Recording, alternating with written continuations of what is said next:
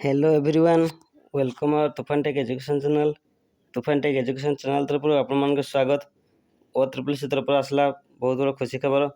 ओ triple C forester forest guard excise constable तरफ आसला जो आप एग्जाम देते एग्जाम रिजल्ट बाहरी कि जो मैंने फिजिकल टेस्ट एलिजिबल होती जो मैंने रिटन टेस्ट पास करते से फिजिकल टेस्ट एलिजिबल होती लिस्ट आसी समस्त डिस्ट्रिक्ट वाइज लिस्ट आस देखो क्यों मान नाम लिस्ट अच्छी निज रोल नंबर चेक करूँ। पूर्व जब आप चैनल नुआ चैनल को लाइक कमेंट शेयर और सब्सक्राइब करूँ। पाखे थी बेल आइकन को दबाई दिंतु और आपण सांग पाक शेयर कर दिंतु।